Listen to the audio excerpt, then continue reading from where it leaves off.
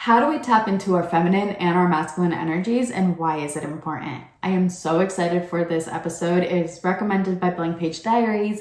Thank you so much for your recommendations. It really helps me know exactly what you guys are needing in the time that you're needing it so that I can create a video that is just for you. If you have any other recommendations, if anybody's watching and you want to know more about feminine energy, masculine energy, self-actualization, personal development, spirituality, whatever it is you guys want some more insights on, drop your comments below and I would be so happy to make a video just for you. But today, let's dive into what is feminine energy, what is masculine energy, how do we balance these energies within, why do we even need to? First things first, we need to balance these energies because what people think right now is that because you're a woman, you should be in your feminine, and because you're a man, you should be in your masculine, when in reality, each and every single one of us has both feminine and masculine energies within us. And if you're imbalanced in those energies, then we start to seek these energies externally in order to feel fulfilled.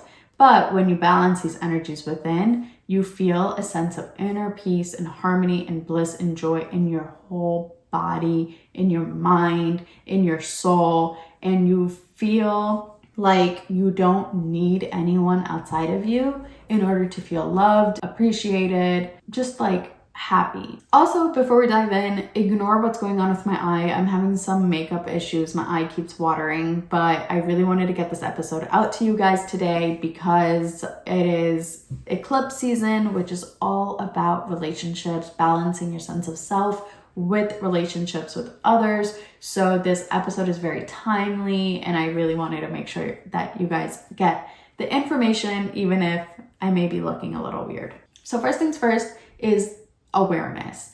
We need to become aware that just because you're a woman doesn't mean that you should be in your feminine and ignore your masculine. Just because you're a man doesn't mean you should be only in your masculine and ignore your feminine. A lot of people think that, and what that does is it creates mental health issues, it creates depression, it creates anxiety, it creates chronic illness, it creates an imbalance of our psyche. So I would really recommend, if you're in that mindset right now where you think just because you're a woman you should be in your feminine and you should be attracting a man in his masculine, I love to challenge your beliefs on that. Where does that thought process come from? Who are you learning this information from?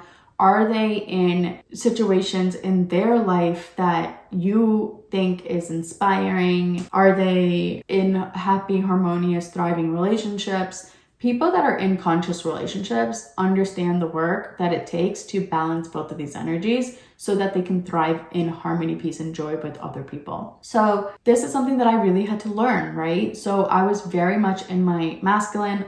A lot of us are because we're in a masculine society right now. And what is happening is a lot of us are feeling the call to slow down, to be more mindful, to tap into our body, to feel our feelings.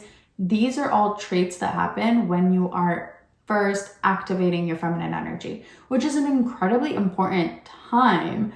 And it's crucial to detach from the ego so that you can activate your relationship with your higher self. What happens is people go really far into that side. Then they want to attract a man who's just going to take care of them. And they're putting all of their power outside of them. They think they should be submissive to a man and that they should just be like cooking and cleaning and being the trad wife that's happening right now. Which, like, if that's your thing, amazing. But if you're watching this video, you're most likely not the type of person who is here to just frolic in nature and not really have a footing of your own. That's what I like to think of when I think of masculine energy is, are you able to sustain yourself? Are you able to have financial security? Are you able to have clarity in your mental health? Like, are you feeling in alignment with how you feel internally and how you act externally?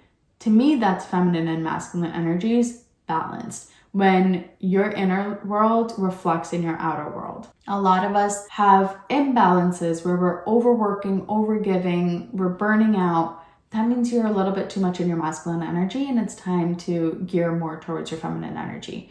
Over time, when you are able to understand how the feminine and the masculine operate in your own body, because it is so different for every single person, you're going to be able to catch it so much sooner. Where you'll be like, you know what, I'm feeling a little burnt out, I'm gonna have a slower morning. And you're able to like really transition and shift your life in order to make sure that you are filling up your own cup first and foremost. Because what good are we when we are depleted? We are not great in our relationships. We're not great for our own mental health and our physical health and our spiritual health and our emotional health. We're not great in our jobs and our careers as leaders, as human beings on this planet. Your health and your balance of scales is your responsibility. And the more you practice these things, the easier it becomes to know exactly what you need. You're not going to get it perfect. Nobody's ever perfect. We all make mistakes, and that's okay. That's where the love and the compassion and the acceptance and the grace comes into play, which is really, really important to remember, because yes, we are spiritual beings and we have these energies within us, but we are also human beings who are here to learn from our mistakes. So it's not about getting it perfect. It's about having the awareness so that you can tweak as needed. To me, masculine energy is more cerebral, where it's more about like your ego. It's more about how you are presented to the external world. What are you doing? What is your contribution to society? Your feminine energy is more about your connection to source, to consciousness, to your emotions, to your body, to your community. If you're feeling like you're overworking and overgiving and you're overperforming and you're neglecting your inner world, it's time to tap into your feminine. But on the opposite of that, if you feel like you've been so in your inner world, doing the shadow work, doing the journaling, doing the meditations, and doing the yoga, then maybe it's time to tap more into your masculine energy, where you start to have a season where you're focusing on your career, on your business, on the impact that you want to have on the world. So the self-love journey is very internal. It's very feminine. And then once you're feeling really good and comfortable and confident in who you are, then it's time to figure out why you're here. That's the masculine energy. If you are imbalanced in these scales, you may feel like you are trying and trying and trying and trying, and you're not really becoming successful in anything, because you're not having the awareness of which energy needs your attention. And remember, where attention goes, energy flows. If you are focusing on your feminine energy, that's where the energy is going to go. If you're focusing on your masculine energy, that's where your energy is going to go. This is why having a morning pages practice is life-changing for me, because then I can see exactly like where am I leaning towards for that day. Also, it's not about needing to be balanced all the time. Sometimes it is more important to be in our masculine energy, where you may have more meetings, or you may have you may be on a book tour, you may be on a stage, whatever it is. Like if you're feeling like it's a season to be more focused on your career, more focused on your impact, that's your masculine energy. But in order to sustain that, you need to have a season of your feminine energy where you're more inwards, you're connecting with your art, you are feeling more inspired, you're feeling more in your zone of creativity. You may be like wanting to cook more, you may want to connect more with nature. That's all feminine energy. It really is about making sure you're not only being in one and not the other, because that's how we become imbalanced. Okay, so if you're overworking, overgiving, lean into your feminine, maybe have a slow morning, maybe have an early bedtime routine, maybe just try to sit more in solitude, maybe just try to connect more with nature. Really tap into your 5 senses in your body so that you can start to feel more from your head into your body and start to like rest more, play more, bring more ease and freedom into your life. If you feel like you have been so in your playful energies, like not motivated, not working, tap into your masculine. Okay, also if you're feeling like you're more in your feminine energy, you may not be grounding. So feminine energy, what it does, it kind of like you ascend into the 5D, which is great and it's fun and it's amazing. However, you can't really stay there because we live in a world where money matters, 3D reality matters. It's not about going back into the matrix, it's about finding your unique way to make the 3D work by bringing the 5D energies into your 3D reality, embodying that so that you can create a business or a practice or a community or what have you that works for you with ease. Like, you're not hustling your way to success once you have activated your feminine energy. You're actually able to bring all that you've learned into your business and work from a place of peace and ease and magic and miracles, but also know that you have to take aligned action in order to do the work that you came here to do. Also, if you're too much in your masculine energy and you're focusing too much on your work and performing and overgiving, you're not going to be able to tap into your creativity. Once you're in your feminine energy, that's when we receive our creative energy, our inspiration. Also, a big misconception that people have is that they think feminine energy is the nurturer, the giver, the caretaker,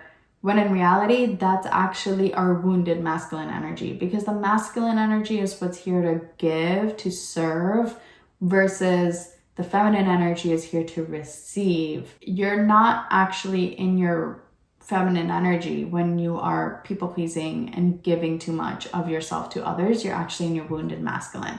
So your feminine is actually what is here to think of like goddess energy, right? Think of like what we used to see in paintings or whatever of like these goddesses that are like being served grapes. Like, think of that when you think feminine energy. It's more about how much can I surrender control? How much can I let go of trying to have all the answers and figure everything out? How much can I ease into the flow of what is happening right here around me? Then the masculine is what grounds you into action of like, okay, you observed, you saw, you received the things that were unique for you. Now it's time to implement it into your reality. When you're balanced in both your feminine and your masculine energy, you feel inspired, creative, purposeful, and then you have a clear vision towards your destiny. It makes it easier to trust your intuition, to trust your gut, and to take aligned action that is specifically just for you. And when you're balanced in your mental and your physical, which is the masculine, and your emotional and your spiritual, which is the feminine, then that's how you're able to have alignment in your mind, body, and soul. And when you have alignment in your mind, body, soul, think of it as like you're fully balanced, you're fully activated, and your life force is in full force, and your aura becomes even more magical and vibrant and magnetic, so that you start to attract all of the people and the opportunities that are meant for your soul's greatest good, and which is obviously going to be for the greatest good of the collective. If you're feeling the call and the nudge to show up more on social media, or to share your own message, or to write a book, or what have you, it's because your soul came here to share a message. If you're feeling inspired to be more creative, it's because you are here to be part of this renaissance that is happening right now in our world with the age of Aquarius, where it's all about rewriting the paradigm, sharing our stories, making sure that the future generations know exactly what happened in this time, where you're going to start to see a lot of truths coming out, like our government is funding a genocide, like all these things that are happening. We're going to start to see a major shift in power. So it's important to feel like you're activating that inner power within you, so that you can step into the Dharma, you can step into your life purpose, you can step into your full divinity, your full power. So this is why doing the inner work and the outer work is so incredibly important. Taking care of your mental health, taking care of your physical health, taking care of your emotional and spiritual health, so that we can step up and rise as the leaders of New Earth. And everybody talks about like frequency and aligning with our higher self. That's how you do it. So when you're in alignment with your mind, body, soul, your energy is being activated, your frequency is being expanded, which means that you're raising your vibration, and that means that you get to be in alignment with a higher timeline. And then you start to attract people, places, and things that are in alignment with that new frequency. So if you're not enjoying what you see around you, and you're connecting with people that just are not on your level, that means that you are imbalanced in your inner feminine and your inner masculine. And it's an invitation for you to get into alignment, so that you can actually start moving into places that are going to be for your highest good. So now let's talk about how does this affect our relationships with others. I talked a lot about how it affects your relationship with yourself, but now I want to go into why is balancing our inner energy so important in our relationships with others. When you're not in alignment with your inner and outer self, what happens is we end up feeling like it's other people's fault that we don't feel good. We start to project, we start to blame, we start to feel like it's other people's responsibility for us to feel fulfilled, for us to feel happy, for us to feel rejuvenated, and we think that other people are draining our energy. When in reality, we can't control anyone outside of us. You can only control what's going on within you. So I really want to invite you to see the external world as a reflection of the inner work that you have to do. Once you get it, I swear it's not going to be exhausting. It's not going to be tiring. It's not going to feel like it's all on your own shoulders. It's actually going to be a really fun game you get to play with the universe. Allowing yourself to think like, okay, I'm being triggered or I'm being a little bitter or what have you. It's like, oh, what a great reminder for me to tap deeper into my own world and connect to my own self on a little bit of a deeper level. If we're not accountable for our own energy, we're going to blame others. That makes it really hard to connect with others because they don't know what's going on in your inner world and you're just arguing and fighting over things that can be resolved if you just focus a little bit on your own inner world. Trust me, like I used to blame my husband all the time for draining my energy and be like, oh, your emotions are draining me, or just like blaming him for everything. When in reality, yeah, maybe, but at the same time, why am I letting it? Why am I not setting up my own energetic boundaries in a way that feels like no matter what I have going on around me, I'm fine? So the more we take accountability for our own energy, it just makes it easier for you to also be there for them. Instead of being like, hey, your energy is draining me, you don't get affected and you're able to be there for others in a much more compassionate way. Where like now it's like if his energy's down, I'm able to be there for him in a supportive way versus like trying to change him and fix him and all of that because I just want to feel better about myself. And I'm able to hold space for him to just be whoever and however he is in the moment without it affecting me energetically. Okay, I wrote this down and I'm gonna read it because it's really good and I can't remember it. When we are overgiving and over people pleasing in our relationships, it's to fill a void within us. We will always feel like the scales are imbalanced in relationships. We think we're giving out of love and we should be receiving the same love back from others, but what we're really doing is setting others up for failure. You're giving more than you should, and you're expecting others to change who they authentically are too.